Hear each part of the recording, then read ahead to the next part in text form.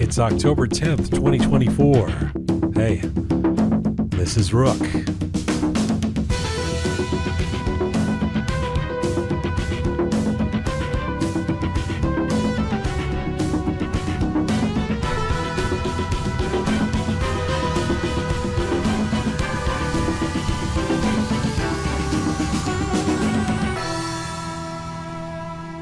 Hi there, welcome to episode 341 of Roqe. Welcome again to a brand new season of Roqe in our new Roqe Studio. I'm Jian. Hello to you from Toronto. Hello to you from Canada. Salam Dustan Aziz Durud Bashama. I hope you're doing well wherever you are tuning in from around the world. Episode 341. Cisado Cheloyek. Yes. I'm just trying to help you. Yes, thank you. I appreciate it. Bawarit mishe ya ne? Hardly. That's all I know.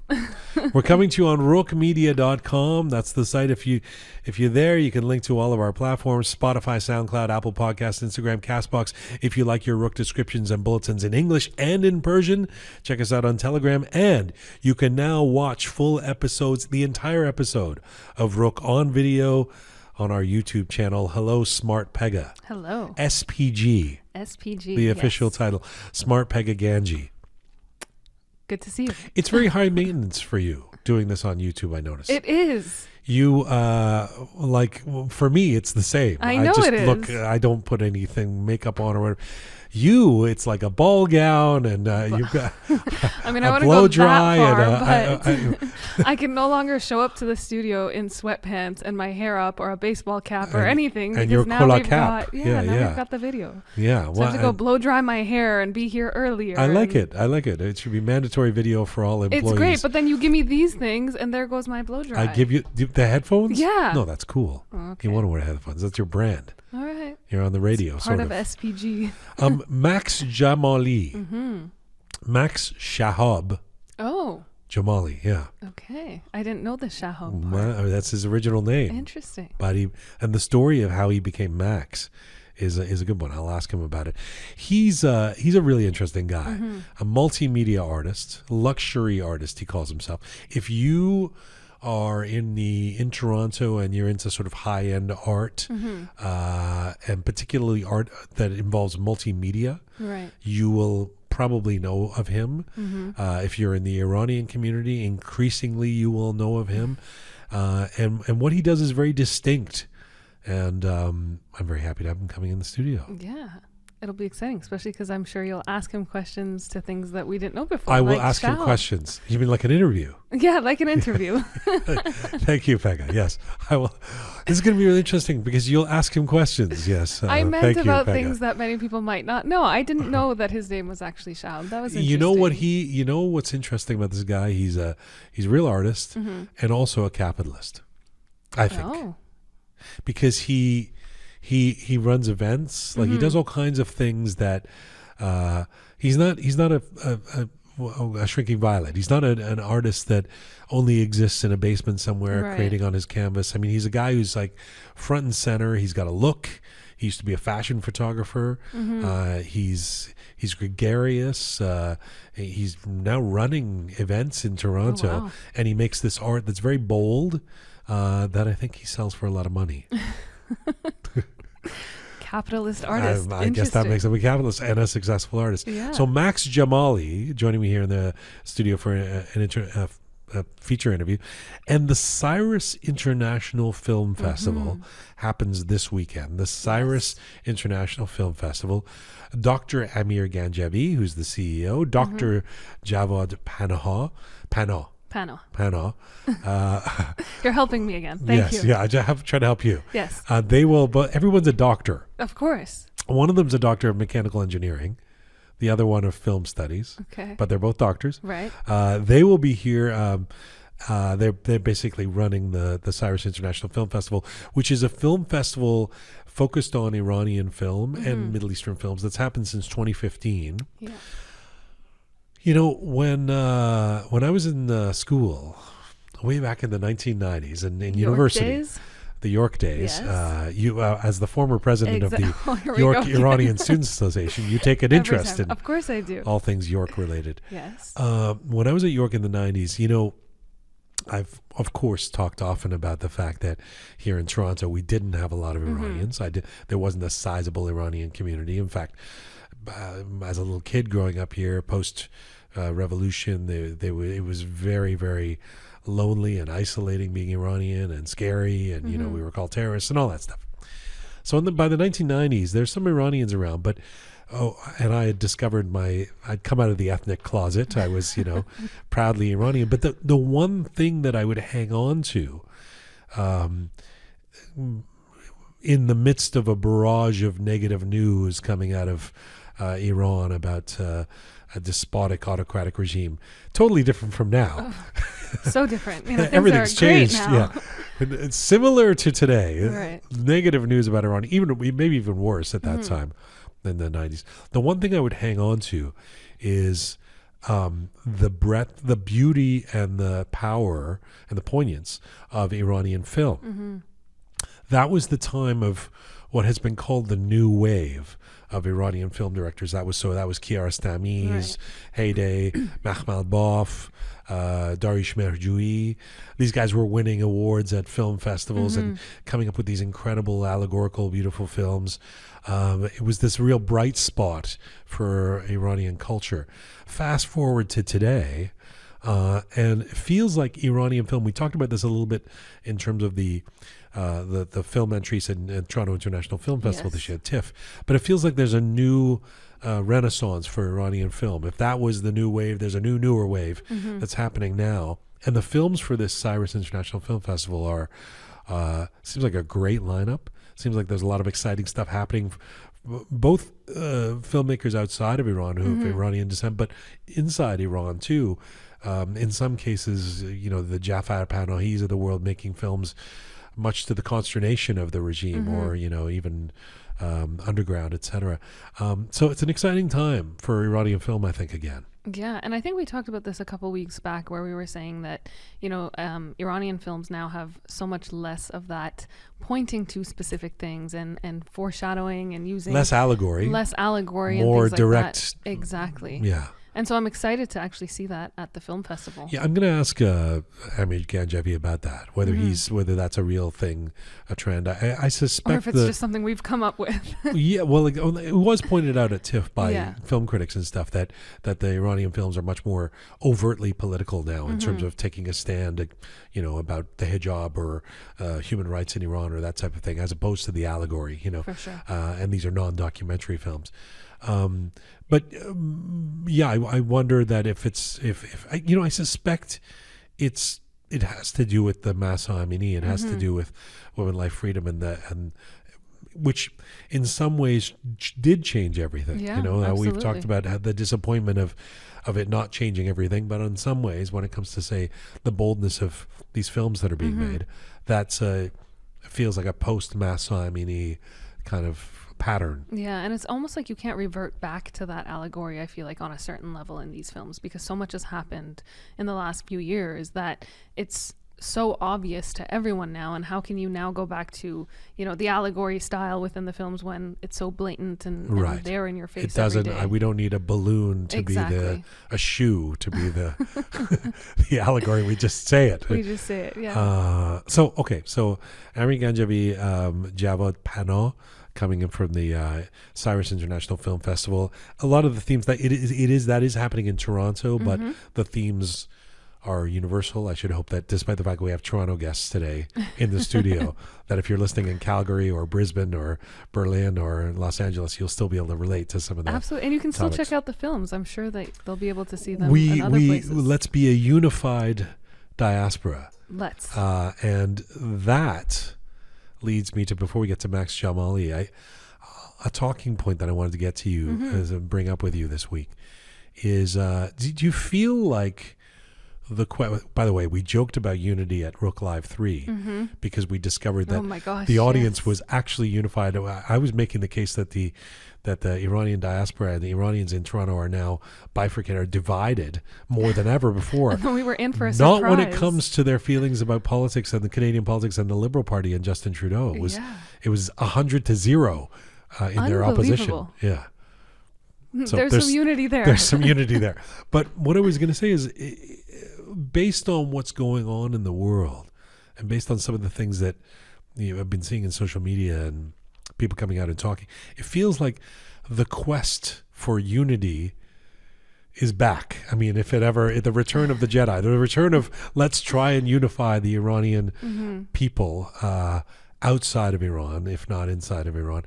Not that hasn't been the quest forever in terms of the opposition to the current regime in Iran, but there was that moment a few months into the Mahsa Amini, the Women Life Freedom uprising, where there was going to be a coalition, or there was one for a few hours before everybody, Iranian style, got pissed off at each other and started unfollowing each other on Instagram. But it feels like that's back in the air, like that all of a sudden everyone wants unity again, even some of the people who caused the disunity in the first place. Yeah, I mean, I think it also has a lot to do with the current situation in the region, right? There's so much more instability, so much turmoil. There's, the region is on the brink of war, if not full-fledged, some parts of it. And I think that's causing a lot of people to recognize that, the Islamic Republic has been in power for the last 40 some odd years, specifically because of the fact that we haven't been able to unify ourselves. And ourselves and we, I'm specifically because of? Well, I think it's actually one of the main factors of it. I mean, look back at the last 2.5 years, or 2 years and a bit.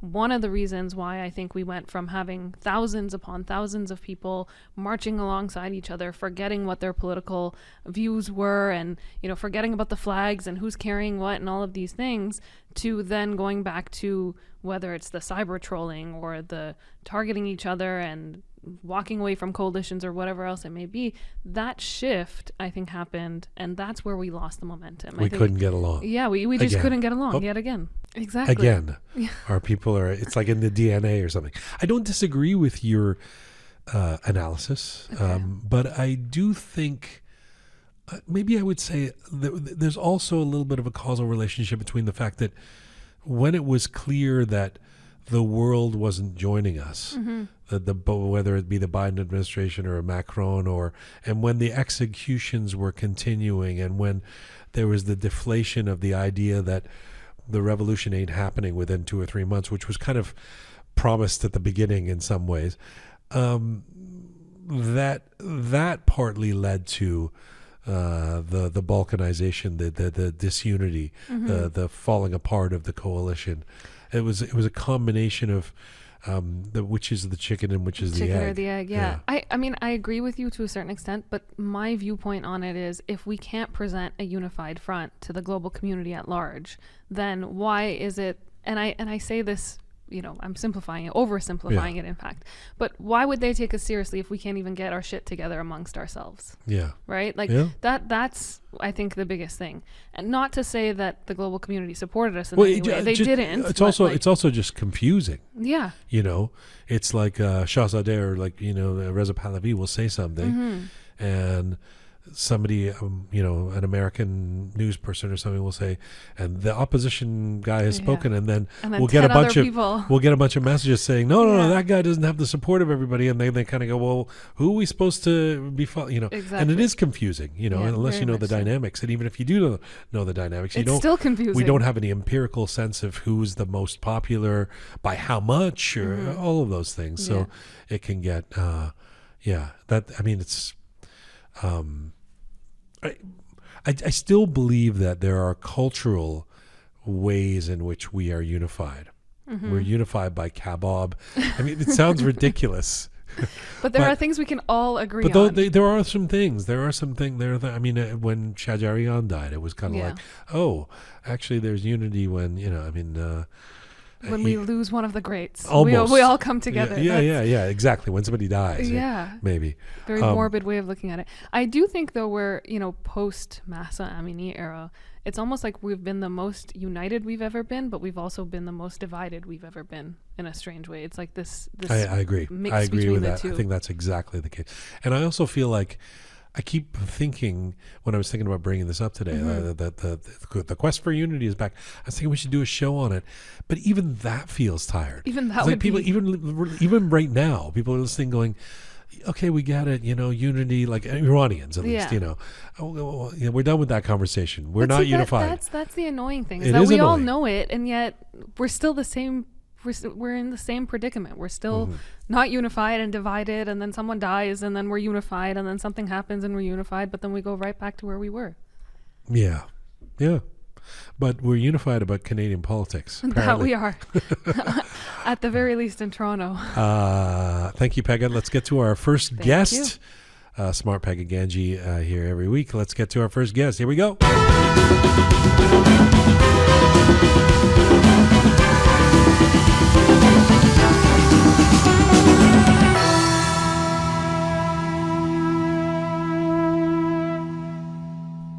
My featured guest today is a luxury artist based in Toronto with an award-winning background in fashion photography. His artworks have been showcased in Toronto, Miami, New York, LA, Vegas, Paris, Dubai. Max Shahab Jamali is a mixed media artist known for the use of luxurious items to create his art. So, in contrast with other artists, Max's work focuses on luxury itself as a medium. He was born in Iran, had his formative years in Dubai, where he says he found his creative inspiration.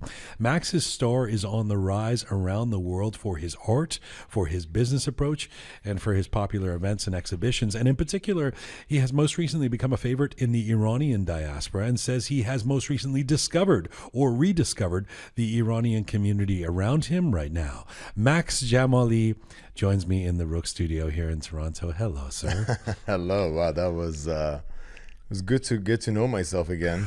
Is that you're rediscovering yourself through my intro? I definitely rediscovered myself. What did you learn about yourself? Your star is on the rise. A lot more than I knew like a minute ago. But thanks for having me. So nice to have you here. You are, as I intimated in the intro there, you're this interesting hybrid of artist and business entrepreneur. And you have no qualms about that. You don't see that's not an insult to call you both of those things. No, actually, you've said your personal and professional brands are parallel to one another. So, who am I speaking to right now? Is this Max Jamali the person or Max Jamali the brand? Honestly, at this point, they're so intertwined. It's both at the same time, definitely. But like mostly. Well, when you see me, when I'm in my business mode, I'm very different. I'm very focused. I'm very strict, and I'm very serious. But I would say this is more like my personal side because, my personal side, I'm just very outgoing. Like I love having fun. I love making fun of things. I don't really like to take stuff more serious than they should be. So I would say at this very moment, I'm not the brand. I'm just me. But Max Jamali is not it's not a stage name. It is your name. So Max, I chose the name Max around 15 years ago. My real name is Shahab, and my friends wanted me to use Sean. It wasn't a name that I could personally connect with. And all of the Seans listening are feeling really uncomfortable. No, I don't. You've thrown them under the bus. Perfect. That's gone. So no, I don't mind the name. It's just like it wasn't something that I could see myself. Didn't sound like you to you. It just wasn't me. And actually, I tried it. Like I was Sean for like 2-3 months or so, and I was like, you know what, this is not going to work out. So one of my friends named you didn't have your mojo as Sean. It didn't. Why not Shahab? Is it too hard? So my uncle told me that it's better for me to choose a name that's one syllable and easy to remember. So that's basically his name is Behzad. Shah was taken. Ben of Shahab. Yeah, like that. So Sean would be the first, closest one to my name. And then I had a friend named Max back then, and when he was actually from Israel, when he moved back to Israel, I'm like, I'm taking your name. So the moment he was just here as like a part-time student, and the moment he went back, I was like, you know what, let's give this whole Max Jamali a try, and that just became, my knowing you and knowing your art and being aware of your art and percent. Max makes a lot of sense. Like I can't imagine you as Rick or Tommy or something, It just honestly, it all came together. Like same as my logo. No, I'll tell you about it in a bit. But it was just like, it was just something I felt like it's the right thing to do. And the logo is an M. Is an M. I'm assuming that's connected to Max. Yeah. So the logo, when I was thinking about transitioning from photography to art, to be honest, I was thinking about Rolls-Royce. I'm like, it's so cool that this car has a logo. It's interesting. I'm like, every car has a logo, but theirs is it's a symbol of luxury. So, and I didn't see a lot of artists having that. I'm like, you know what, I'm going to give this a try. I want to have a logo, and I sign all my artworks too. But up until today, like I'm pretty much one of the only artists that I know of that actually has a logo. And the logo became so big that when I even design logos for corporations as an artwork, they want my logo because I can make it like in black, so it's there, but it's not, you can't really see it. They actually want my logo to be as vivid as their logo in the artwork, because they're like, this is why we're paying what we're paying for it. I'm like, okay. I mean, and by the way, for people who are just listening to this, you're wearing a ball cap with your M logo on it. And I have to say, I mean, I don't want to sound like I'm preoccupied with appearance. I've got more important or lots of questions to ask you about, in depth. But while we're on it, your look, I mean, I don't know if I've, just having seen you around and now having done research and seen all the photos of you and stuff, I don't know if I know anyone who has been as consistent as you with your brand. I mean, you, in terms of the way you look, there's nobody like Shakira's got nothing on you. She may always look like Shakira, but you really look Appreciate like... the comparison to Shakira. Well, it's the first thing I thought of. I see you and I think... so do you... By the way, my phone, I've talked about this on the show, my phone, somewhere along the line, like I was on Instagram or something and I saw a video of Shakira. I don't know what happened. My phone thinks I'm obsessed with Shakira. It's constantly feeding me. If Shakira has done anything in the world, I know what's going on with Shakira. Well, I feel like now all the listeners know you're obsessed with Shakira. I am not, I've talked about it on the show, but I don't know what I did. I have no objections to Shakira. Tell me about how intentional you are with your brand, with the glasses, with the cap, with the is it something where you decided one day I have to look the same way each day to advance what the Max Jamali? Honestly, no. It just evolved this way. So I remember I had a show and I was just thinking, what am I gonna wear for the show? And I'm like, you know what? Why shouldn't I just try putting my logo on a hat? So I tried that out. Actually, it wasn't like this. It was actually on the side, and I had like splash paints on the other one because I wanted it to look more like artsy. And then it just like, people loved it. Like I got a lot of very interesting comments about the hat, so I just kept it. The white glasses, I have probably like close to 10, 12 different shapes and colors of glasses that I wear, and they're all prescriptions. But when I got these white ones, I think around like 3 or 4 years ago, there was something about them. I just put them on, and I'm like, this is very interesting. Like I was looking in the mirror, I'm like, I just really like the way these frames look. It looked mysterious.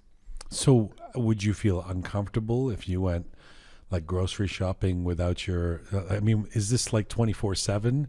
Well, I don't know, but you don't have to get into the intimate stuff. Unless I'm hiding. So it's a great way of hiding. When you're at home watching Seinfeld reruns, are you Max Jamali with the glasses and the hat? So when I'm at home watching Shakira, how dare you, my girl? I knew it. Anyways, so no. Like I usually wear the clear ones. I have the clear version of the same frames, and I just picked up these red frames that are super cool too. I don't necessarily wear these ones all the time, but like, you know, but it's kind of superhero. Like, I feel like if you took this off, you wouldn't be able to make the art you make or something. You know? I don't think, not a lot of people actually see me without my glasses.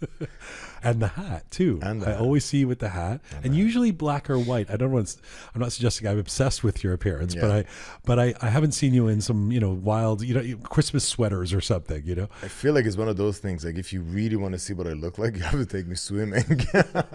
I think it's one of those situations. But like, you know, I usually have them on, but no, I have like sometimes I take them off, like, you know, but usually, like for my events and stuff, of course, because it's a part of my brand, I have to wear them. You call yourself a mixed media artist. Others have called you that too.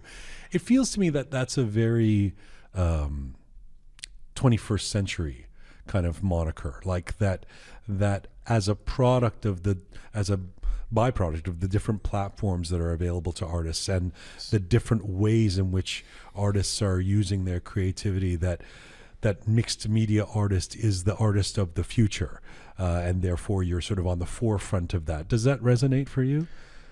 Absolutely. I mean, I feel like the reason is we didn't really have, I mean, I just came back from Barcelona and I was like obsessed with Gaudi, and the designs are fantastic.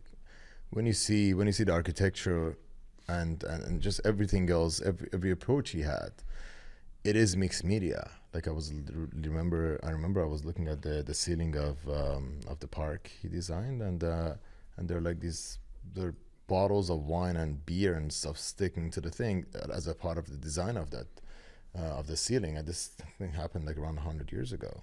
So mixed media it's not a common thing when you think about classical art, because classical art is usually like paint, usually oil paint.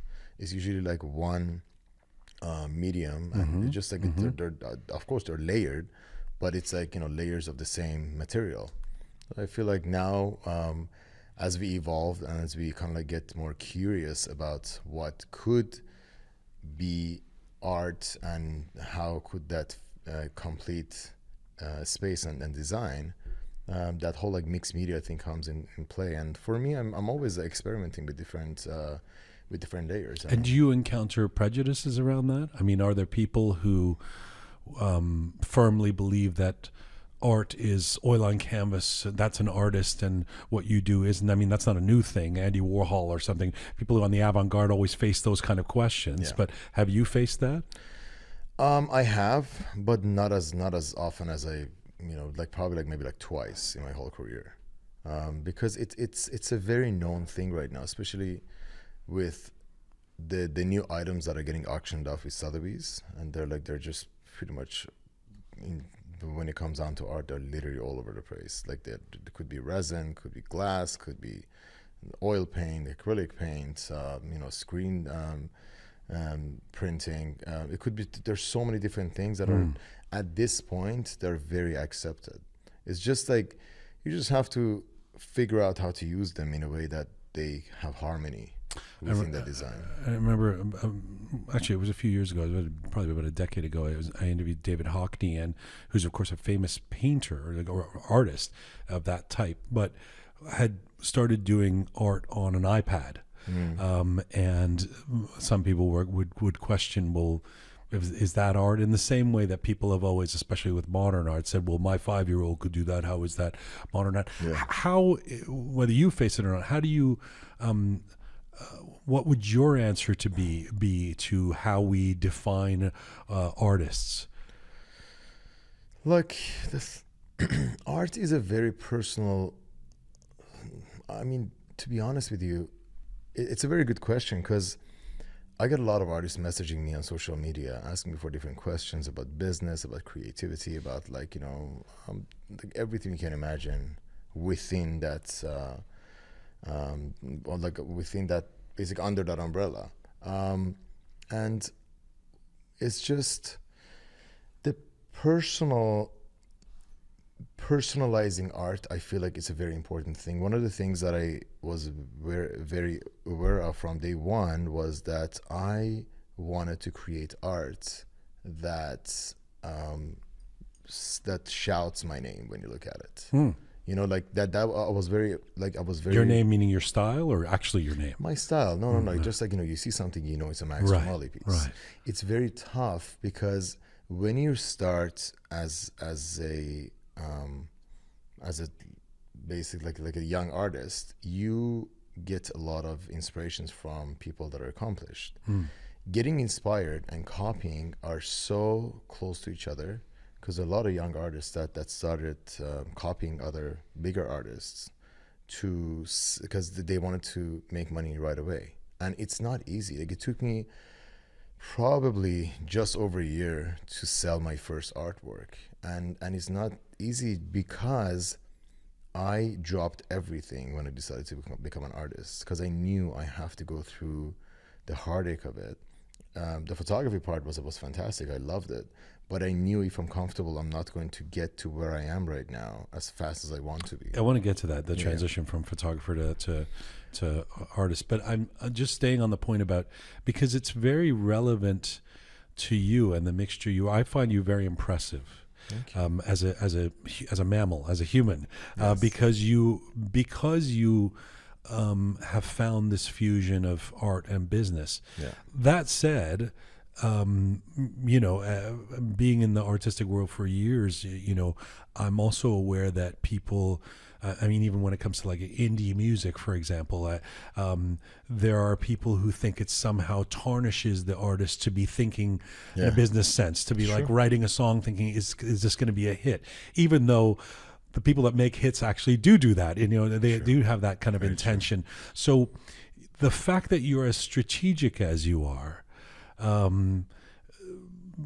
it feels like some orthodox kind of artists would say, well, art should just be coming from your heart, man, should be coming from your soul, not from what you think the right thing to do is to sell big pieces. And yet you've become very successful in a relatively short time, which is a testament to your approach being a good one. Thank you. What do you think?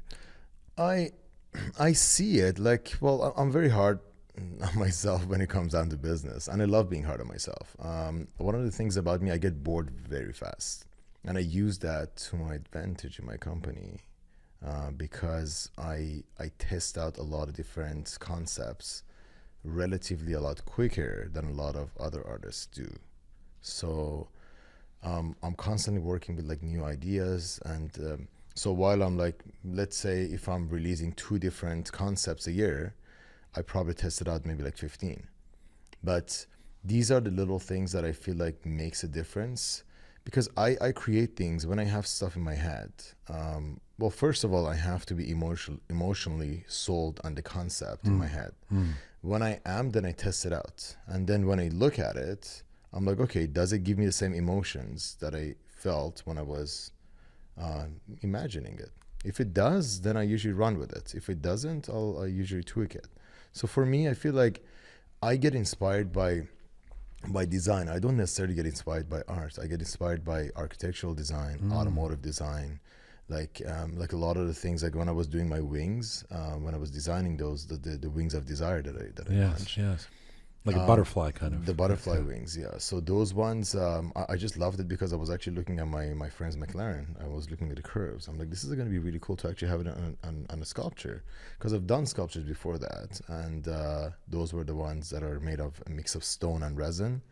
These are more like, I feel like these are more like softer sculptures. Those are like harsher ones. So I wanted it to be soft and sleek. But sorry, 2 steps back. When you say you're hard on yourself business-wise, yes. I'm genuinely curious about this approach. If a piece of art that you worked hard on doesn't sell, do you like the piece less? I mean, in other words, do you think it's as opposed to something that does sell? No, for me, not really, because that's it's. If a piece of art doesn't sell, it's because I haven't done enough proper approach to marketing around it, because eventually, like I see what moves in the market. When I release something, I actually like get a lot of ideas around it. And when I do my my events, I try to look at everyone's approach and like see how they communicate with art. I try to talk to as to as many people as possible to understand what they really think about it.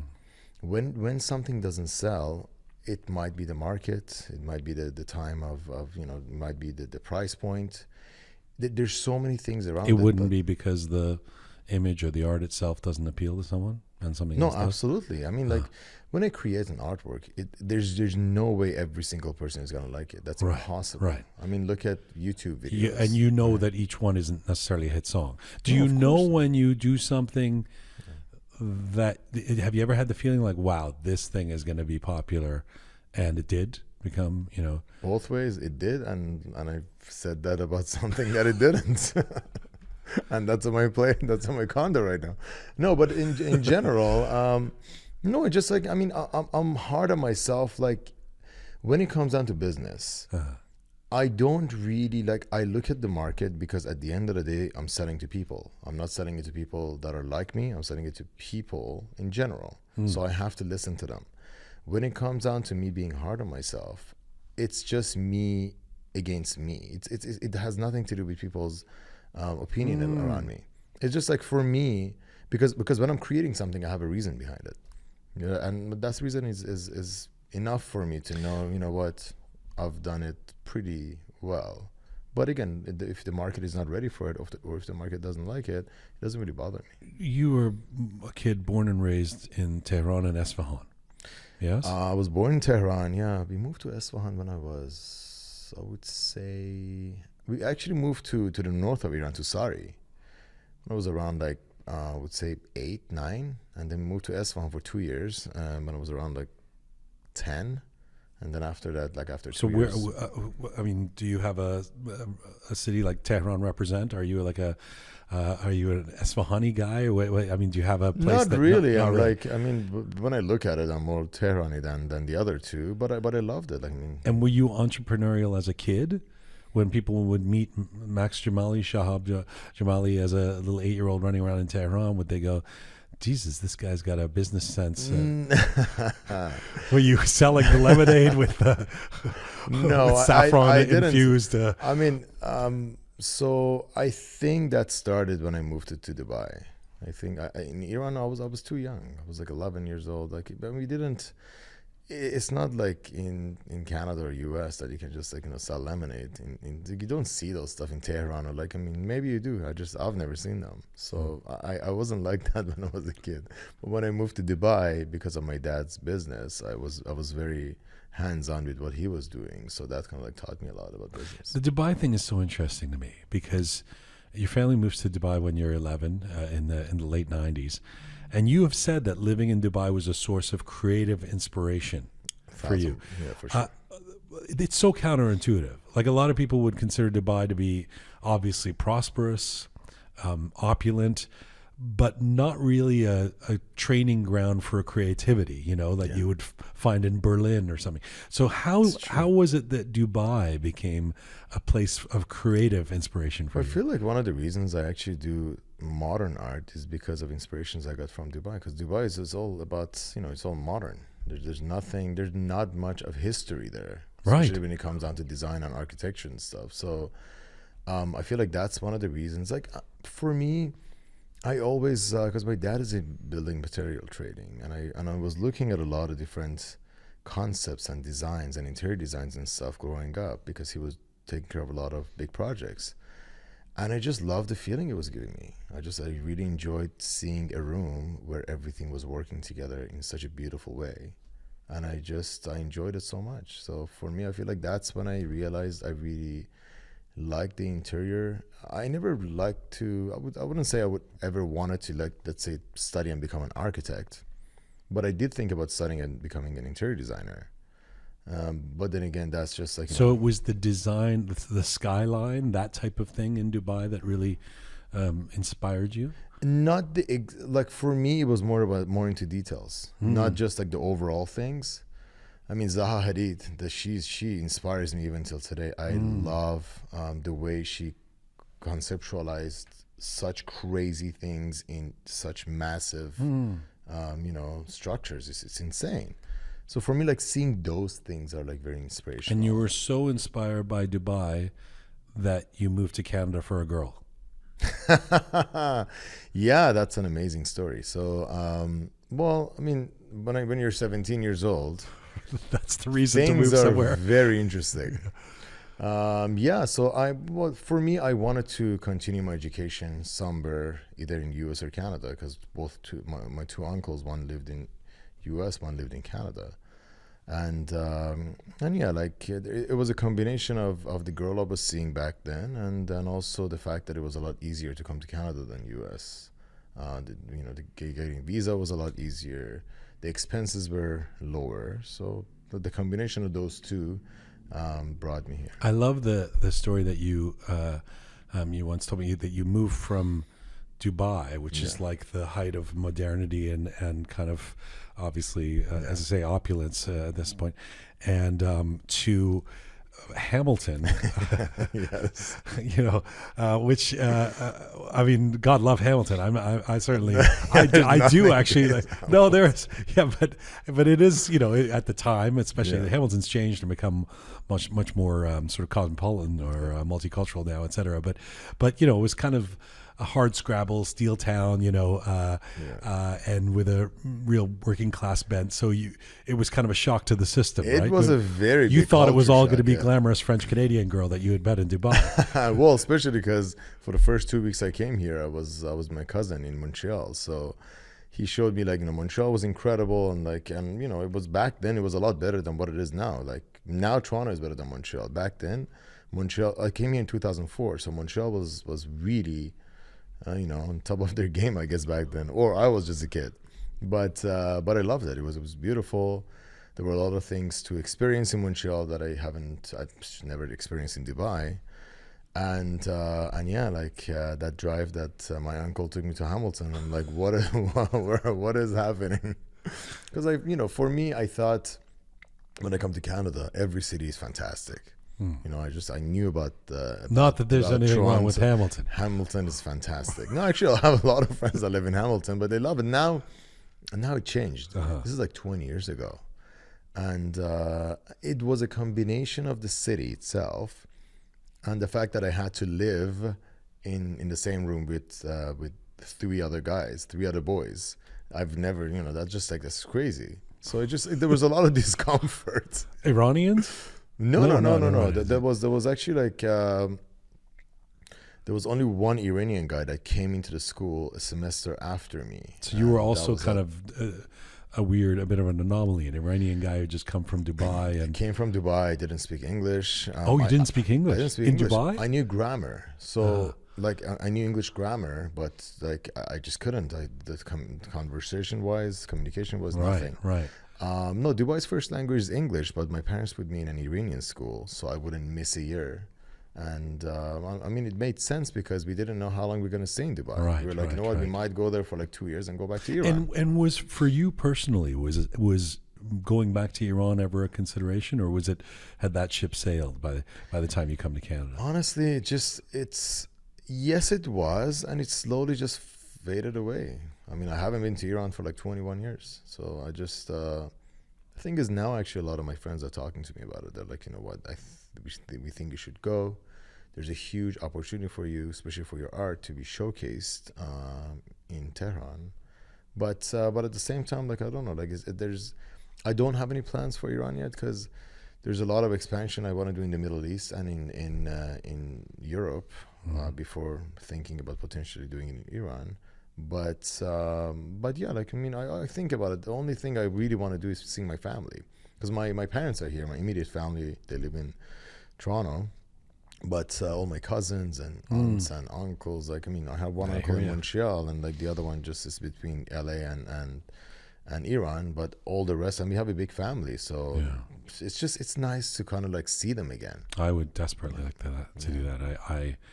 It's been a lot more than 21 years for me, and I can't certainly go back. But I love this part too, that you come here, you can take the boy out of Iran, but you can't take the Iran out of the boy. You come here, you're interested in fashion photography, design. You end up now becoming a well-known artist, but you go to U of T for engineering. Yes.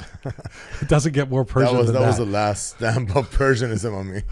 No, it's well. I was really good in math and physics, like a lot of Iranians are, and my, I was like, why not? Let's try it out. So I went. Didn't last too long. This lasted a year. I went to the engineering school in. Were you just a shitty student, or you just were, no? No. You were doing well, but you didn't want to stay. I was honestly. It wasn't about studying or like. It was easy for me to understand it and study it. It's just I never saw myself as an engineer. So that year, for me, I'm very logical about things. Like I don't do things because I have to. I do things because they have to make sense to me. And that just at that moment it didn't make sense to me. So I was like, you know what? I'm gonna go to something that's general. So I went to business school at Ryerson. But even that one, I went for 2 years and I was like, okay, you know what, but that's enough for me because like I'm not really like learning that much here. I'm just gonna get in the market and learn this stuff on my own. So. How do you start getting gigs as a fashion photographer? It's a combination of having a strong portfolio and connections. That's basically like it's all about going out there, getting connected to people, making sure they understand you, they know you, they see your work. And you were doing pretty well, right? Yeah, I loved it. It was actually like I had an amazing time shooting like photography in general because I've done different types of photography, but fashion was incredible. And what do you learn from doing fashion photography that you apply to your works now, for example? So I did a lot of editorials. When you do editorials, and I've done the creative direction of them myself as well. When you do that, it's basically like designing an artwork. You have to understand the concepts. You have to understand the layering, the tones. In the photography form, it would be like the lighting and the lens and stuff like that. Which in art would be like just a different layering and what works at the end of the day. Because when you put all this together, it's an image. The same as when you look at my artworks. So what's behind that image, the story behind it. It's what makes it important, or what makes it. Worthy of what it is. So I had an amazing time doing all those creative directions. Are you a great photographer?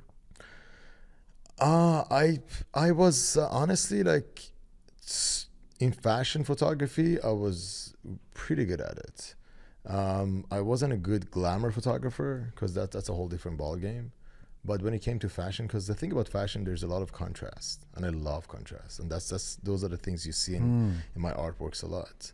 You haven't seen my photography. I'll show it to you. No, I haven't really seen your photography. But photography is another one of those things in the 21st century. It's like writer or podcast host. It's like everyone thinks they're a photographer now. And I'm not even, everyone's got an iPhone and everyone takes pictures of things. And it's one of those things, too, that you don't necessarily, it's not like being a dentist where you have to get a piece of paper that says I am a dentist now. Photography, you're basically a photographer when you say I am now a photographer. Yeah, right? Same as videographers, same as photographers, like the same as artists too. Like you can just just splash. So how do you know? How did you know when you were good enough at this to call yourself that? So it's when I was a photographer, it's basically about me comparing myself to what is the top in the industry. That's what I was doing. And I was keep comparing myself. Then I'm like, okay, there's something missing. And I was keep buying courses online. I'm like, okay, there's something missing. I have to learn this. There's something missing. I have to learn that. So I was, and the combination of all of them just made me who I was back then. And like, I took chances. I just love taking chances. What does that mean in photography? I'm not scared of trying new things. Like I was always, even in art right now, I look at what is happening out there, but I also, then I introduce my own version of it. So I always try to reinvent something with understanding of what works for the market. Like I don't just do it with my eyes closed. Right. So I do my research. Did you ever shoot Shakira? Because I can't tell you. Fingers don't lie. So around 7 or 8 years ago, you make this transition from photography to art, and you've said that something was missing in your time as a photographer, and it was an element that you would thereafter find in creating art. Do you feel like photographs are somehow more ephemeral than art. Like pieces of art somehow, because original works are appreciated, discussed, and live for years, have a more lasting kind of presence than photos. I just wanted to create a medium that's more impactful. The thing that bothered me about photography is anything I created had an expiry date on it. Like when I shot for magazines, it doesn't matter if it was cover photo or editorial in the magazine or whatever. When the issue was pretty much like, when the new issue came. That's what I was saying. It's short-lived. It's very short-lived. So when you put a lot of attention and a lot of creativity into something, and it's just, it has that expiry date. That's the main thing. Isn't it just? Me. But if it's the magical photo, I mean, you know, you use Marilyn Monroe sometimes in your art. There's that photo of Marilyn with the skirt going up. You know, the iconic photos also do exist that last forever. Iconic one, absolutely. Like absolutely. Just I wasn't. That's the thing. I wasn't that kind of a photographer. I wasn't a celebrity photographer. Also, when you look at wedding photography, it's such a beautiful thing because those photos last as well. But specifically when you do fashion photography, you shoot agency models, you know, so that's, I mean, it doesn't matter how amazing the images are. It doesn't have that, I guess, element in them to last that long. Why are you're famously, luxury comes up a lot in terms of descriptions of you and your art and using luxury itself as a medium. Why are you so into luxury? So the luxury part, I always loved to call myself a mixed media artist, just because it makes more sense to me. The luxury part comes because I started using a lot of expensive materials that is considered luxurious. And I don't do it in all my pieces. So some of my pieces are just resin, like my butterflies, my sculptures are layers of painted resin. Some of them are finished with diamond dust. Some of them are finished with real diamonds, and some of my pieces that are faces are finished with painted python or stingray or stuff that are more exotic. So I think that's why the luxury kind of like came into describing my work, and I just liked it because it just gave me that extra boost, that extra excitement when I was working with them. I feel like it just made them, you know, when you look at things that they're like more desirable, I think like they just made them more desirable for my collectors. Can I ask a potentially dumb question? Not that the other ones haven't been dumb. I can't wait. But this is definitely potentially a dumb one. If you're making art with luxury items, like, you know, diamonds, you know, that then as the artist you need startup capital to make the art, right? Yes. Like, I mean, not just any artist can make art with like expensive diamonds or something. True. And I didn't do that at the beginning of my career. I basically started doing that towards, like, you know, very recently. Well, there are two ways of looking at it. You either need the capital to take care of it, or you need the buyer to trust you enough to pay you for an artwork that you're going to create. So if there's no capital, then I would say, you know what, just make it make your proposal as amazing as possible. So give me some $500,000 diamonds, yes, and I will make a piece of art for you. I mean, it's that's not a bad gig. That sounds yeah. But I was just thinking that's not, you couldn't teach that in art school. I mean, that you just can't. I mean, you have to have access to those luxury items to be able to create art out of the luxury items. I guess you have to be successful. Yeah, and you have to make sure it works. Because like if you put like a massive chunky piece of diamond or crystal or anything on artworks, it's just not going to be as, like, I've seen artworks like that, and I don't see, they're not sexy anymore. Everything that I use, they're small. It doesn't matter. My crystals and my diamonds that I use, they're between 1.2 to 1.3 millimeters. Because when you have it like that, you see the shine, but you don't see the actual stone until you go super close to the piece, and that just makes it a lot more dreamy. Okay, let's talk about dreamy. Okay. That's a good segue. You have talked about being obsessed with desire. I'm extremely driven by desire. Absolutely. Tell me what that means. I feel like as human beings, we have, I call them pleasure points. Like that's what drive us to things we do. You know, doesn't matter if, like, I mean, regardless of us being conscious about it or not, I feel like desire is something that we constantly play with. Doesn't matter if it's desire for family, for desire for getting a better job, desire for, like, you know, for having a bigger house. They're like, we are desire driven beings. That's my personal opinion. Okay. And I feel like understanding that, for me, when I create my pieces, I always try to create something that triggers that desire of owning them in my collectors. That's why, like, a lot of pieces that I make, I want them to be sexy. I want them to be exotic. Doesn't matter if it's my wall art or if it's my sculptures. They have to have that concept to them. Otherwise, like, it's not something. So the that person who connect owns it and puts it on their wall or has it in their vicinity feels that desire.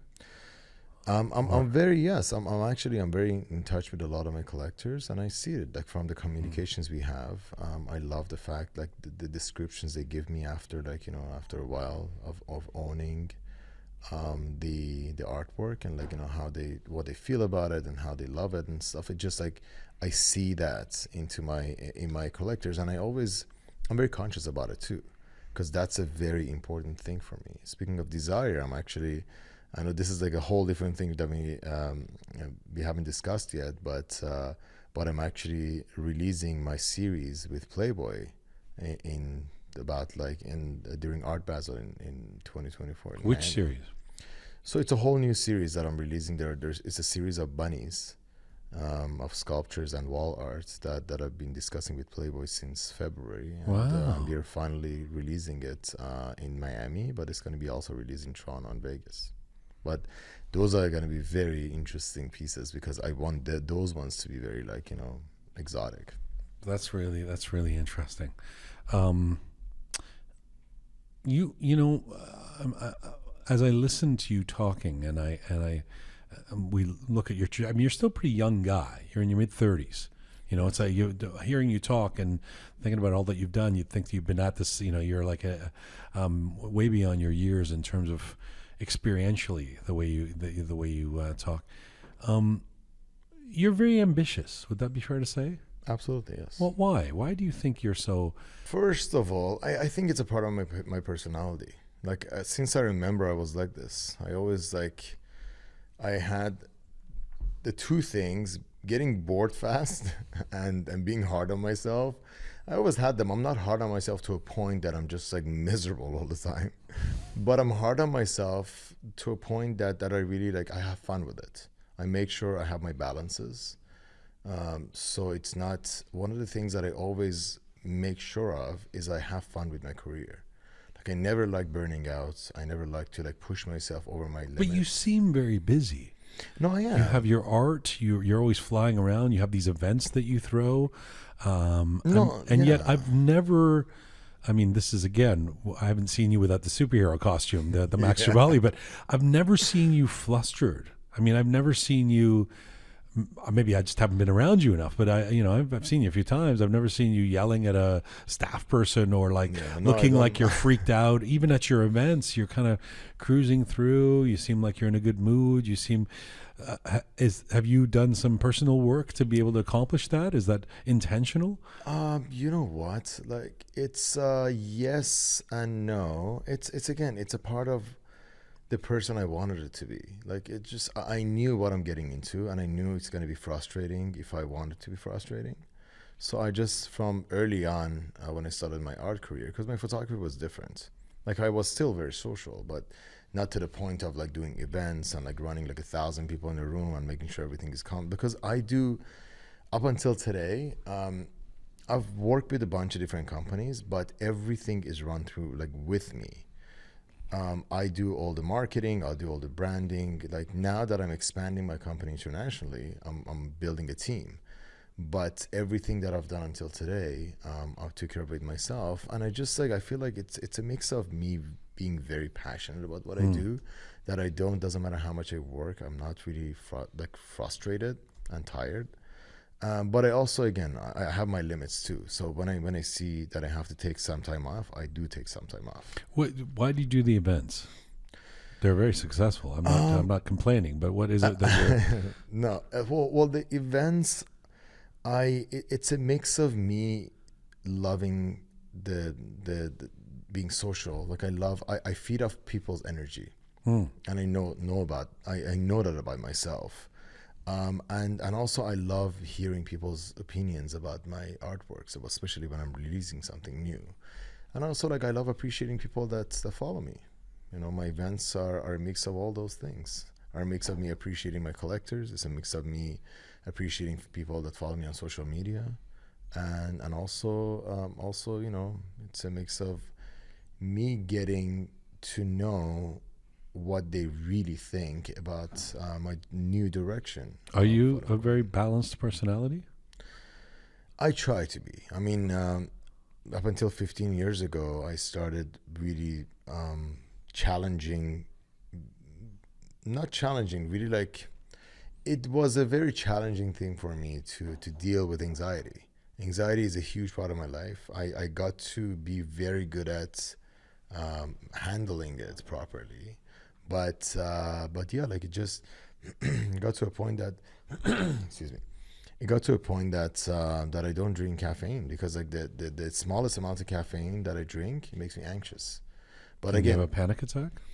I haven't had one for years, but I used to have a lot of panic attacks. Again, like for me, I understood that was me really pushing myself and overthinking and all that stuff. So the thing with panic attacks is like it's not easy, because especially when you're first getting it, it's a very confusing thing. Oh yeah, it's terrifying. Of course, I had a real bout with anxiety for a while myself. So for me, you know, like terrifying. It's a constant thing. Like I mean, I deal with it almost on a daily basis. But now I live. Do you with catastrophize? Means like you feel a pain and you go, I'm having a heart attack, or I used brain tumor, or yeah, probably. No, I used to be like that. Now I'm a lot better. Now I'm like, this is because, you know, when you first get it. So no caffeine? No caffeine. Ever? 6 years. Huh. And what about alcohol? A lot of alcohol. You know, alcohol is not necessarily good for anxiety. Does alcohol? You know? I know, but it's kind of working for me. But alcohol does caffeine. I can't have espresso. What about chai? Tea? Decaf ones, yeah. Wow. I drink a lot of herbal tea. Like So your prescription for anxiety is drink excessively alcohol.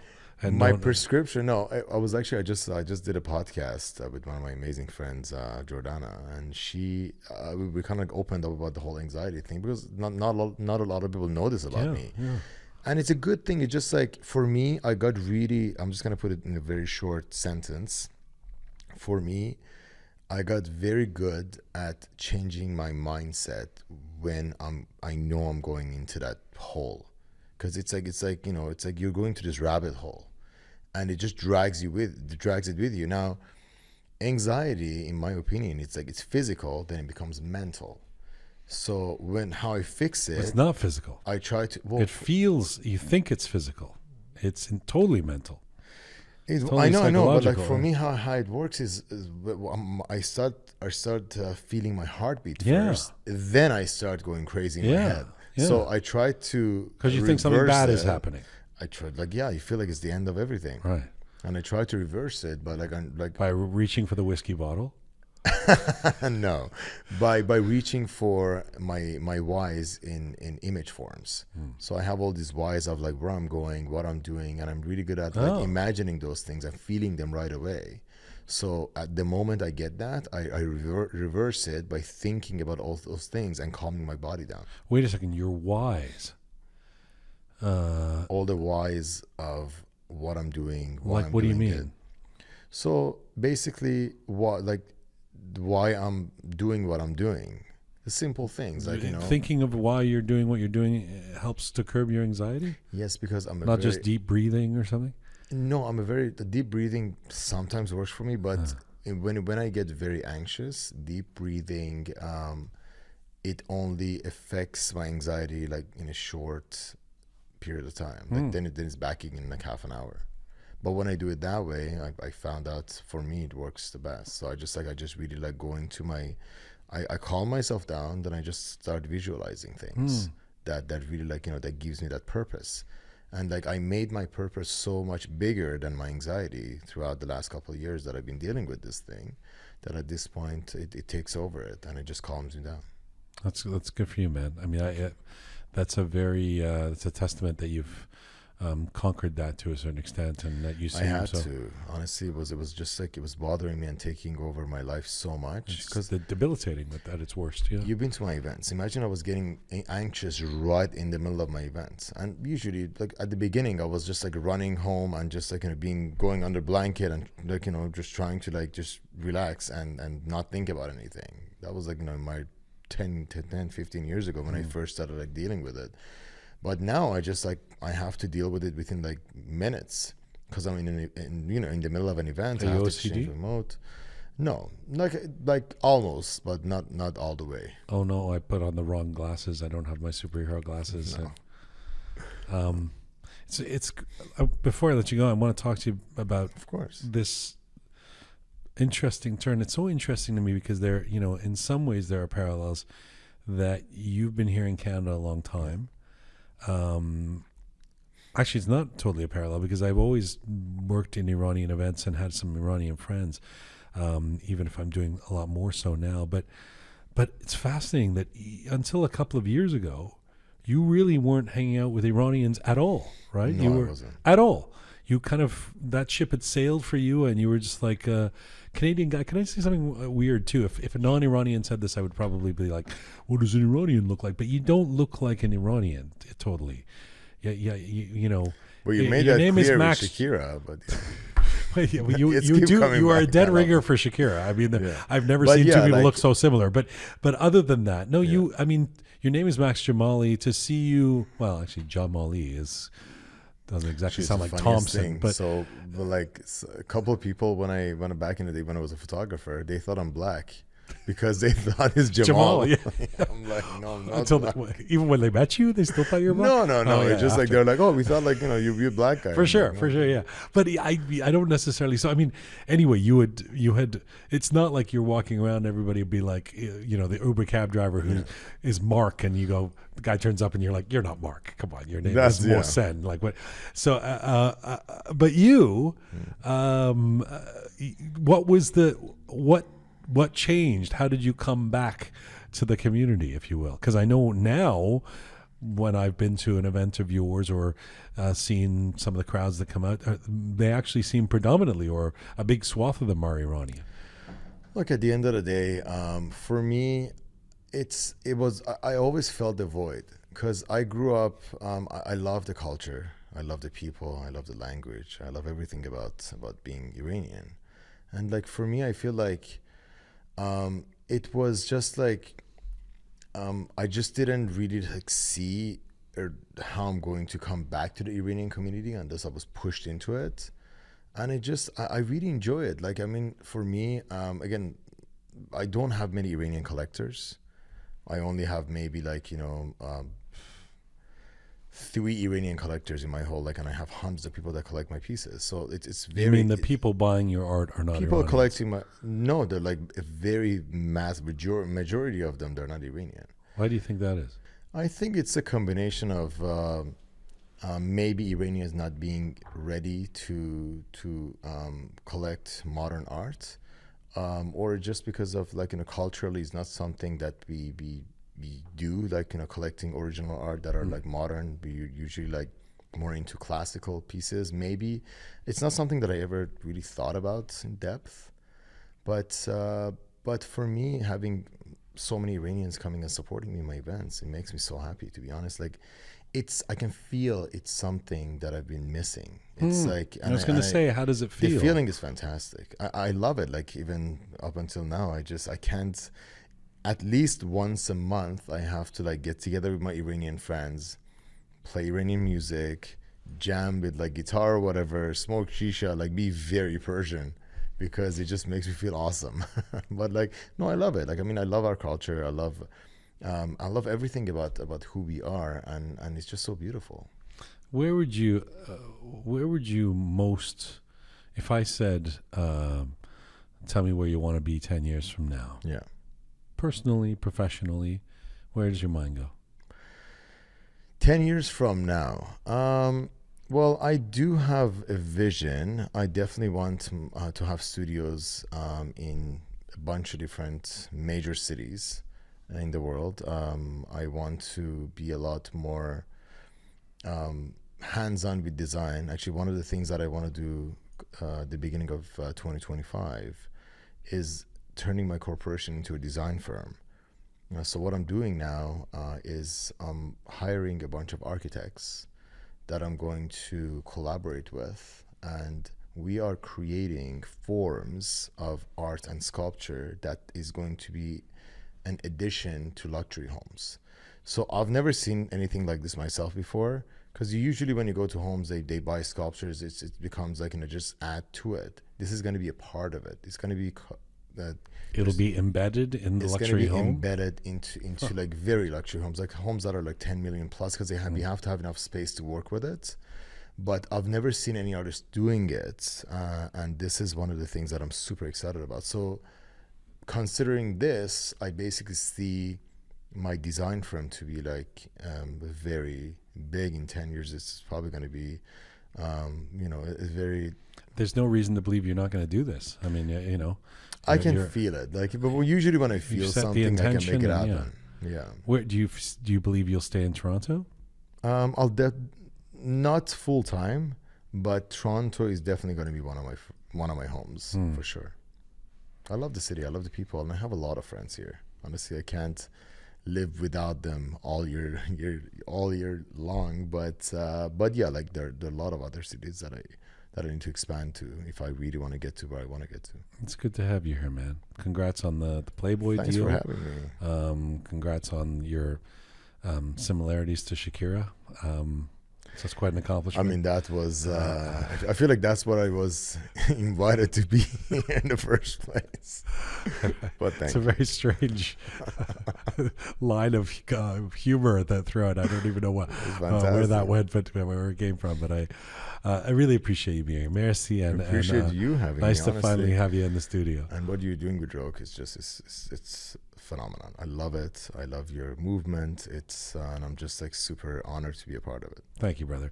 Max Jamali, also known as Sean. Yes. Thanks. We'll go with that today. Thanks for being here, man. Thanks for having me.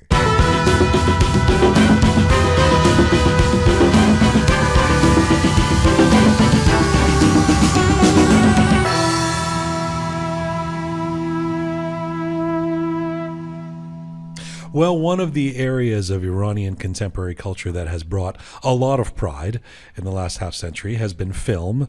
Both films made inside Iran and those made outside of Iran by Iranian filmmakers have set standards, become classics, been festival favorites, and in some cases won Academy Awards. This all in the backdrop of almost 5 decades of the Islamic Republic, where filmmaking is fraught with rules, religious boundaries, inconsistently applied morality laws, not to mention lack of state support in general. Still, there are some Iranian film festivals that are growing around the world and gaining popularity and respect each year. Here in Toronto, since 2015, we've had the Cyrus International Film Festival, a festival that has grown in stature and prominence and has showcased hundreds of films from Iran by Iranians and by other Middle Eastern and diverse voices over the years as well.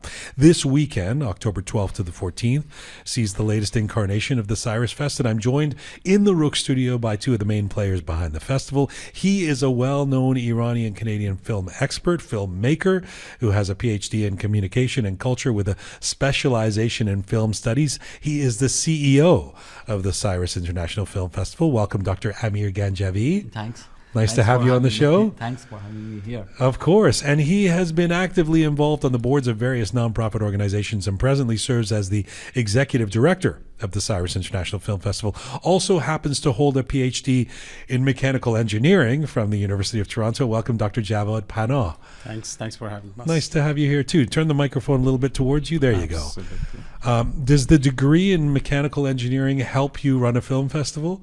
Sometimes I say yes. Really? How so? So basically, it doesn't really matter actually what you study. The transferable skill is very, very important. I think that's the important part of like what you do is to learn other stuff, just then, specifically the area of your studies or work. So, and I think the mechanical engineering taught me a lot, like in terms of like being organized, doing things, and then like coding, which is like you can use that everywhere, and like the technical skill around that. So like right now, even I'm not working in the mechanical engineering. I moved actually out of that. I'm working machine learning because I have that technical skills to learn new stuff. You answered this question like an engineer. Yeah. I asked it somewhat jokingly, and you gave a serious answer about how mechanical engineering is helping you run a film festival. I love it. Yeah. Let's start with the start. For those who aren't in Toronto or haven't been to the Cyrus International Film Festival, I suppose your mission statement says to highlight the diverse voices and perspectives from around the globe. Amir, tell me why you felt there was a need for an Iranian film festival like this. Yeah, I had a very interesting conversation with Jian recently with Matthew Rankin. He's the director of Universal Language, the Oscar entry of this year for Canada. And he made a very interesting movie, this Universal Language. The movie is a fictional movie. It's shot in Toronto, in Canada, but it has some fictional representation of Toronto, Tehran and Winnipeg. And 80% of the movie is in Farsi. That was very interesting. I asked Rankin, why you decided to make a movie about Iran and Iranian culture? And he told me, I was so much in love in Iranian cinema. I was in love to the degree that I decided to go and study cinema inside Iran. Yeah. And also very soon he realized that was a big mistake. But he told me still he loves Iranian cinema, and he follows masters of Iranian cinema like Kiarostami, Makhmalbaf. This is a very important thing.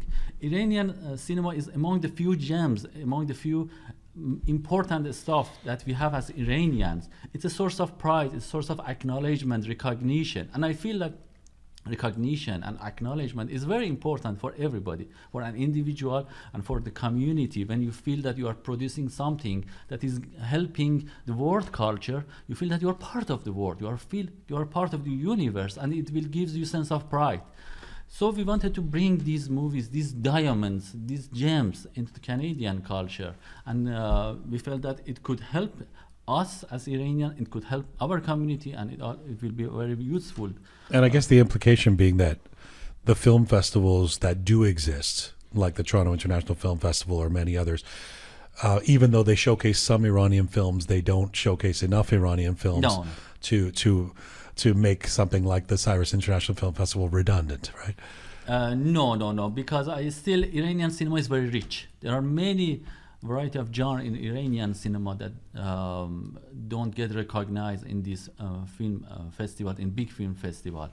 And as we mentioned in our statement, and you mentioned, we are very interested in the concept of diversity. From the beginning, we were against the concept of, for example, imposing an agenda or saying that we are going to present these movies or that movies because of these themes. We are always looking at ourselves like a window, like a marketplace in which you can see the diversity of Iranian cinema.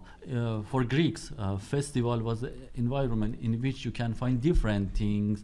The Greek tragedies answer both your banal or animal or very and at the same time very sophisticated desire. We always think of the festival like this. We should answer to different demands of population, demands of people. Our festival is for the people and by the people. Javad, since you guys, it's almost a decade now that you've been doing this. How do you see the festival has grown, and I suppose more importantly, what have you learned about what you need to do to run a festival like this? That, let's face it, is going to be new for a lot of people in the Iranian community, which has grown massively, but they're not necessarily predisposed to go to an art film festival in downtown Toronto. Yeah. So basically, I think in terms of the growing the festival itself, if I want to kind of address that, it's making more people exposed to the films that they are not available in the streaming platforms sometimes, right? So, or the films that it may take a couple of years actually to be available to them. So, and like over the years, people actually realize that importance, and now they are kind of like more attending the festivals. They are not like, I'm trying actually to remove that idea that we are just like people come to the festival for the idea of the star, like the stars show up in the festival and then we come, right? So it shouldn't be that. So it should be like, I want to see a new movie. I want to see. That's a tough thing to change. Yeah, that's a tough thing. How do you do that? Basically, this year at least, we tried actually to collaborate with a lot of medias. So if you notice actually in our page as well, so we tried to collaborate with as many as people and as many as groups to bring that I would say acknowledgement of like the films itself, rather than just like focusing on having this star or that star, but the film itself. Like, this film is interesting. Why? Because it actually won an award in this competition or in this festival. So these are the highlights that we try to do. And I think that way we are trying to change, we are trying to grow, we are trying actually to change the focus on the films than the star. Maybe Amir can elaborate more on that. Well, in terms of the films, your opening night film is a film called Tatami. Yeah. Which seems like a very particularly interesting film for all kinds of reasons based on what's going on in the world right now. Talk to me about that film and a little bit about how you choose to curate this. What are the films that you are hoping to always show at the Cyrus International Film Festival? Yeah, we are trying, as I mentioned, to bring a diversity of voices or diversity of movies into our film festival. So we picked movies from art house movies that were premiered at Sundance, like for example in The Land of Brothers, or movies that were premiered at Venice Film Festival, like The Witness, or this movie Tatami was premiered at the Venice Film Festival last year.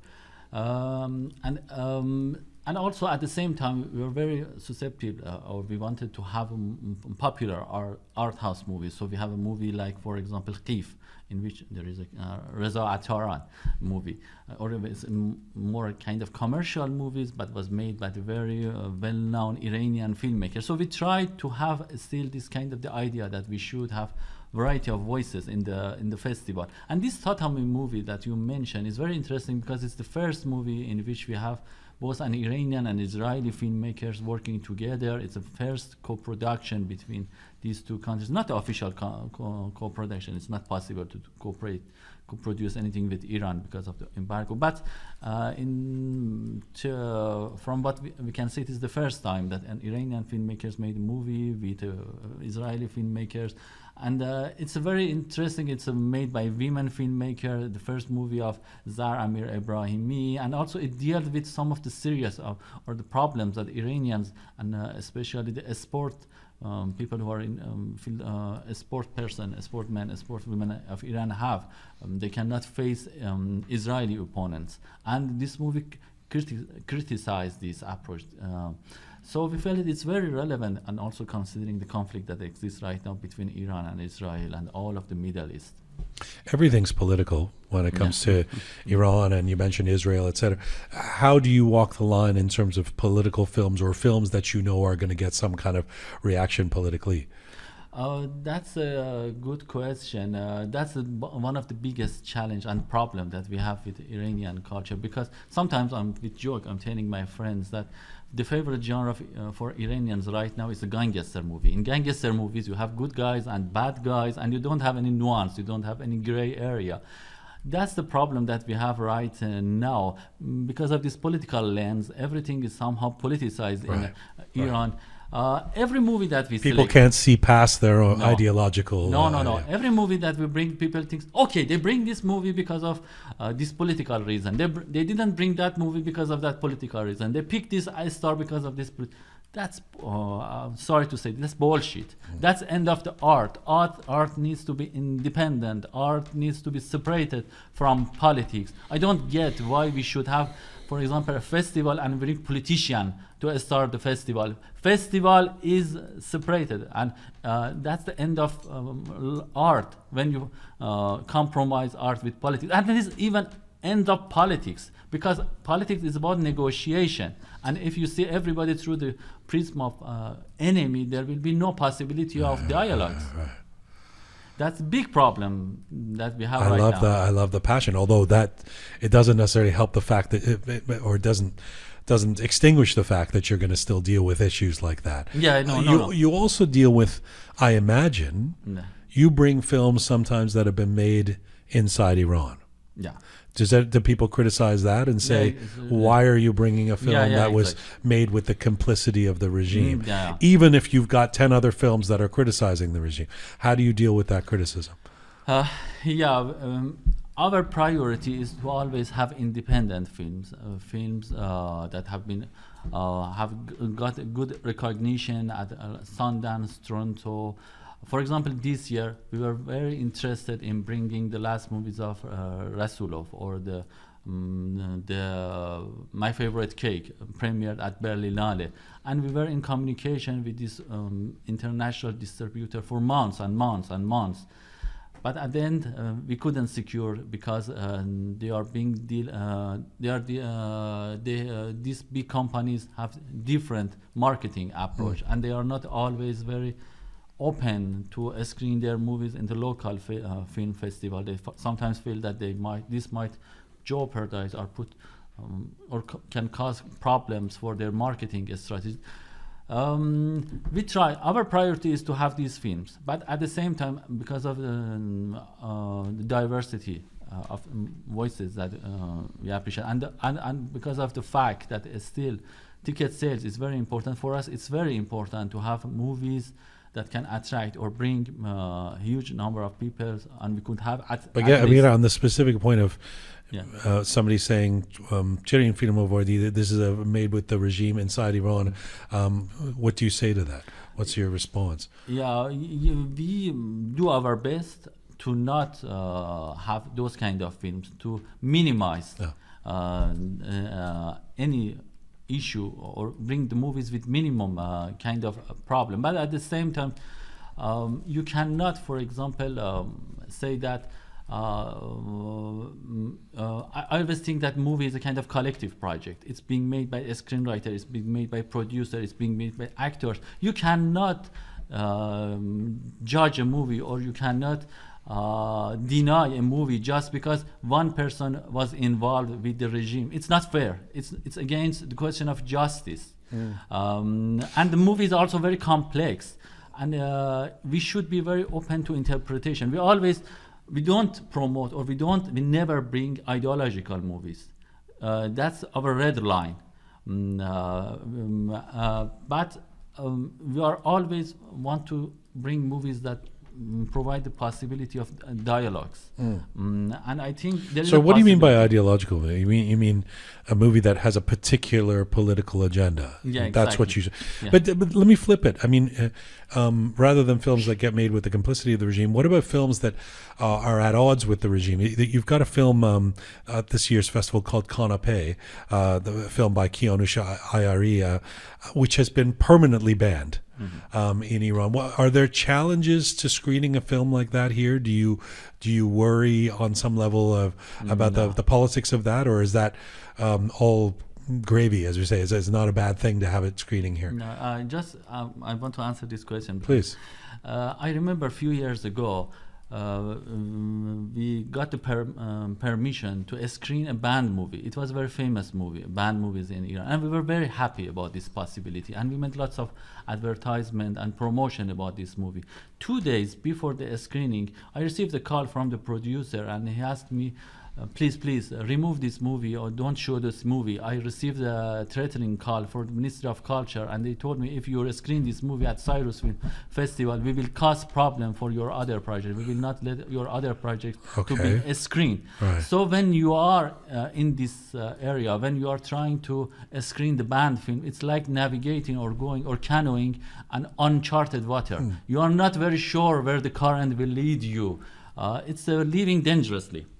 Yeah, exactly. That's to elaborate on that one. We had already challenges with the international distributors, like regarding securing a film, and I think the same thing that we have with the films that they are permanently banned or banned in Iran, because a lot of times, as Amir said, they are afraid that it actually impacts their future, right? So and we have. Sorry, who's afraid? The filmmaker or the distributor? Typically, actually, like the films that they are making in Iran, they don't have like some of them they have distributors, some of them they don't. So they're just like the producer that working because they haven't sold their movie or their film actually to any distribution company. So that is why like sometimes the producers actually they are afraid not to screen. So they are okay at the beginning because they made something. They spent like so many years of effort, right? So it cost them so much to make this movie, and they made it for people, right? So, and then suddenly what happens is that like it's banned or permanently banned in Iran, and they don't have any other option to screen it in different festivals. There's also a film called The Witness, I think, at this, which is a film made by, he's not directing it, but it's a Jafar Panahi film. That would fall into the same category, I'm guessing, of a film that is not popular with the regime in Iran. No, it's underground movie. Yeah. Yes, we have several movies like that. The Witness. The one movie that I'm really very proud of it is In the Land of Brother. That movie is a very radical criticisms of Iranian government policy in terms of treating Afghan immigrants in Iran, that they don't have any kind of rights. And this movie is very bold movie in criticizing the harsh treatment of Afghans. Let me ask you about that in particular, because something that I feel like I've noticed is in terms of the evolution or the changes in Iranian film. You mentioned earlier Makhmalbaf and Kiarostami and the what was called the New Wave, which would have been 20, 30 years ago. And beloved around the world, making these films that were, getting a lot of attention, art house films, but thematically they tended to be very allegorical. It was all metaphor. This shoe represents something, and the grass is something else, and the sky is, all of which was quite genius in terms of subverting the regime to be able to make these kind of films. It seems like today we're way past that in terms of the films being made being much more direct about the politics. I was thinking about the two films that were at TIFF this year at the Toronto International Film Festival: 7 Days, which was the Ali Sabadi Ahadi film, and The Seed of the Sacred Fig, which was Rasulullah. Both of them are very pointedly political films, in terms of not shying, not using allegory to sort of make their point. Is that is that something that you see thematically happening in Iranian film? Yeah, exactly. And in fact, I remember 10 years ago when we established the film, our event, the popular interest or the general interest, because as I said, this festival is mostly for people, was mostly towards those allegorical films, movies made by Iranian superstars or even commercial films. People were hugely in support of those kind of films. For 5 years, we had our event at TIFF. And the executive of TIFF once told me that after TIFF, this is the most well-attended festival at TIFF. So you can see how it was the general support of this festival and these kind of movies. But now, after the Massa movement and what happened in Iran and all of the crackdown of Iranian filmmakers, most of the movies made in Iran are underground movies, or very few movies can get the permission. So most of the movies that get into the festivals are either exile movies, or they are underground movies, or movies that made independent in outside. So this is a total shift, and also the people's and the demands of civil society, Iranian civil society changed. The Iranian civil society, I feel that they are more open to these kind of movies. Yeah. They prefer more, and in the festival, in big festival. So also, was the point of inflection the Masa Amini? Was that Yeah, it's exactly. basically that's been the Yeah. change? That's interesting. I mean, when we talk about what changed and whether the goalposts moved, given that there's still a regime there and there's still hijab laws or whatever it might be, this is something that we could look at. Something like this is significant, where the art that's being created, the art that's being allowed, the film that are being put out there have fundamentally transformed. It's such a pleasure to have you both here. I'm always curious with somebody like you, Amir. You're a filmmaker yourself. Tell me about why you want to engage in the hassle of of organizing a festival and dealing with Iranians who are wondering why their tickets are not the front row, and all of what you have to deal with, no doubt, rather than just being on the creative side.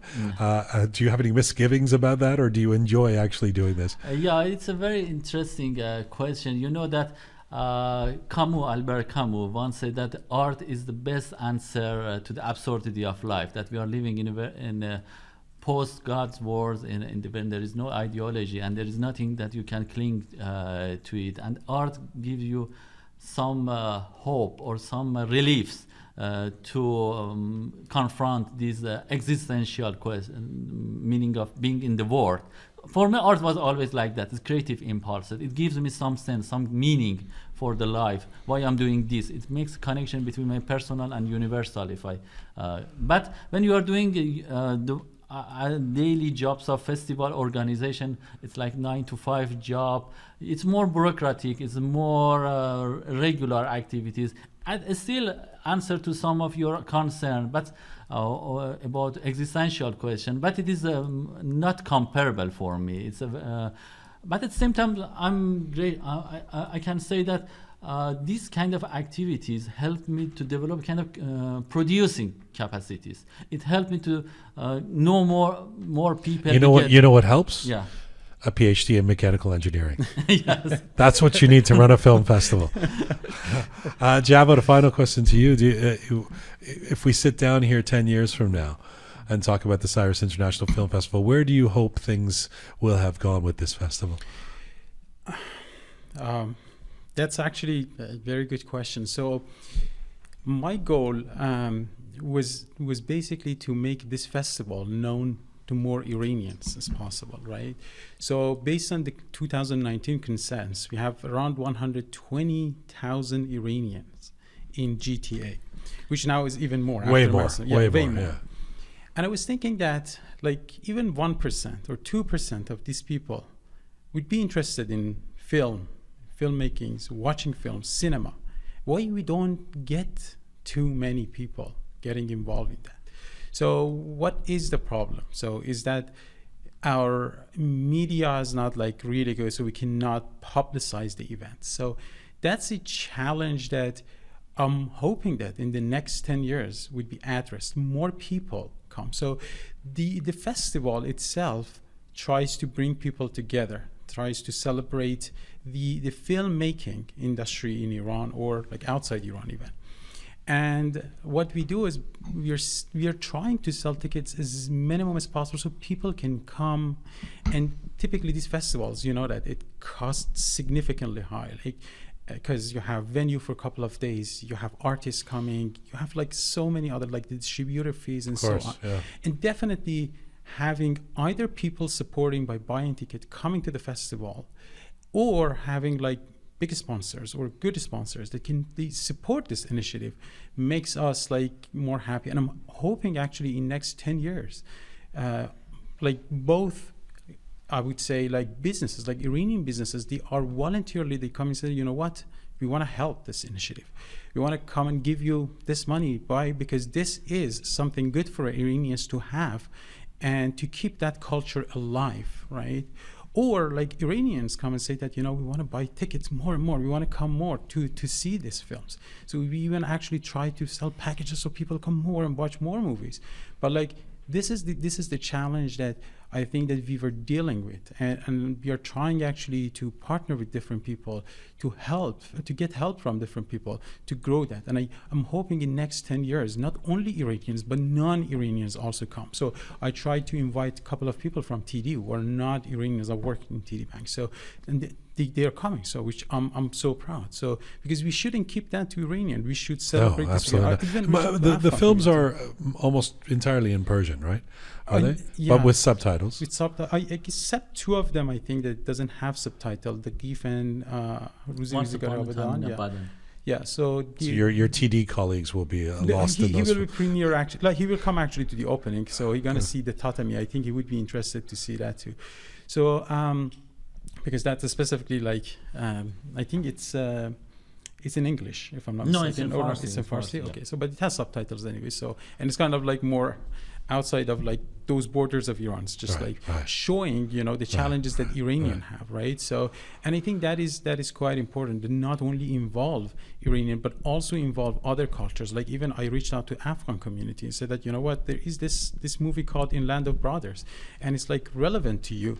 Are you guys interested to come? Like I have colleagues who are like Afghan, told them just like try to publicize that as much as possible, like in other communities, so they come and join the festival. They enjoy the movie or that art of cinema together. And I'm hoping in 10 years, like more diverse people join this festival. It's a pleasure to have you both here. Congrats on where you've taken the festival till now. We'll see how it grows. I'm sure it will over the next 10 years. And we are finally to have you in studios really nice. You have to come back. We've got lots to talk about in terms of film, but a pleasure to have you both here. Merci. Thank you so much. Merci.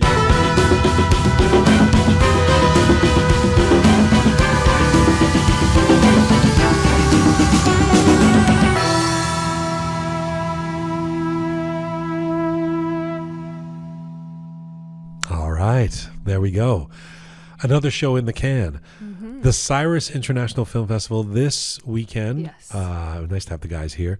Are you going to, are there any particular films you've got circled on your I really calendar? want to see all of them, but I don't think I'm going to get a chance to. But there's two in particular. But do you always have to be that way? No, okay. You know me I in want film to see festivals. all of them. I do the same thing with TIFF. But anyway, there's two that I'd really like to see. One is... You really want to see every film at TIFF? I would love to. If I every had the single time, one? If I had the time, I really would. I really would.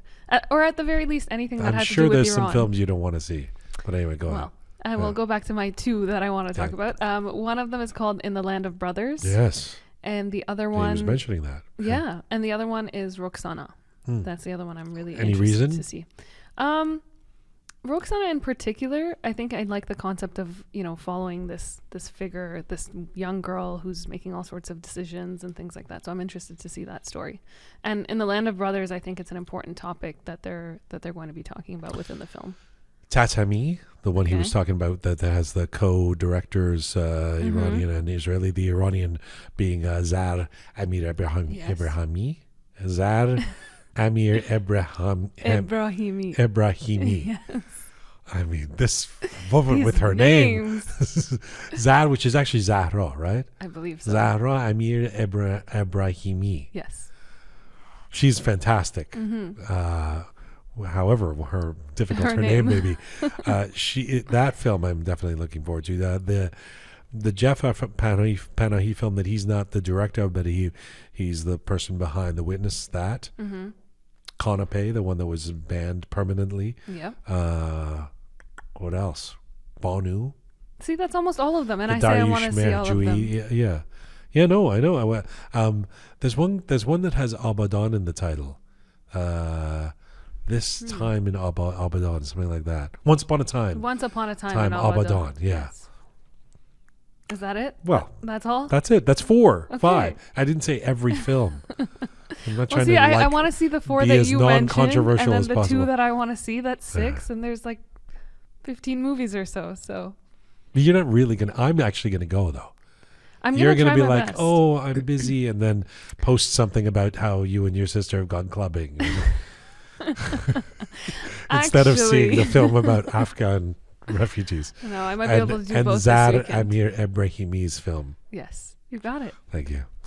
Thanks to the amazing team who put this show together each week. Turn on the music, Super Parisa. Super Parisa, Smart Pegah, Savvy Roham, Bearded Omid, Talented Anahita, Methodical Kabe, Solid Samin, and Tina the Video Queen.